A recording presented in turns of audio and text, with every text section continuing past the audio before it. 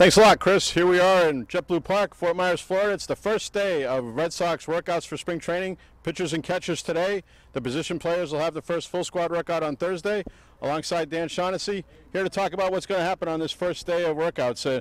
Anything in particular that you're looking forward to seeing here with this Red Sox pitching staff? Well, they have depth, they've got experience, and they're coming off winning the World Series. It's a really good day down here because people have been waiting for this. The weather's been really bad back home. Sorry about that back there. We know that.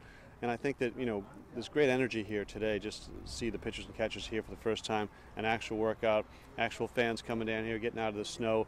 We've noticed it with, there's a lot of national media in town today. You didn't see that last year, but we got the New York Times and ESPN and, Fox and all these guys here. So the Sox are sort of a buzz once again, and that's kind of a nice thing. And I think that the people that they have here, we had a little bit of a bump yesterday with the Dempster thing, but yeah, a lot of veteran guys and guys with their heads in their shoulders, and I think the attitude's really good.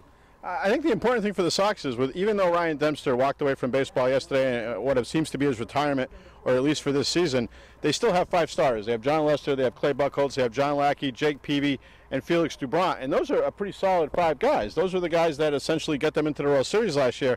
I think a lot of this camp's going to be about that second wave of guys, whether it's Anthony Renato or Alan Webster, Brandon Workman, who's the lead guy. Among that crew, Dan, is there anybody that you'd like to see maybe more than anybody else? Well, it strikes me as unusual that to have so many guys ready at the AAA level. A lot of times people have their best people at AA, and then they make the leap. And a lot of your AAA guys aren't necessarily considered prospects. I think in this organization, the way it has evolved, they are prospects there. They're kind of being held back a little bit, and if things happen, they're ready to go. Owens is a guy I haven't seen. I'm interested because I've heard so much about him.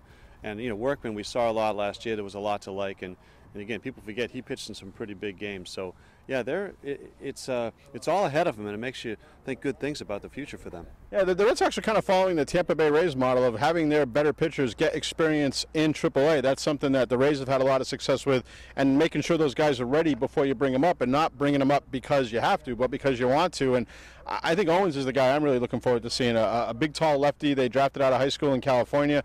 There was an inter-squad game here last year where he looked like Koufax. He retired a bunch of guys in a row, and all of the baseball executives, the baseball operations guys were gathering around, and they looked like little kids on Halloween. They were so excited about it, and we're going to get to see a guy like that pitch against big league hitters, and that'll be interesting. And they've got there's almost 6 or 7 of these guys who could end up being big league stars. Obviously, it won't be that way, but can you remember the last time the Sox have had this kind of depth?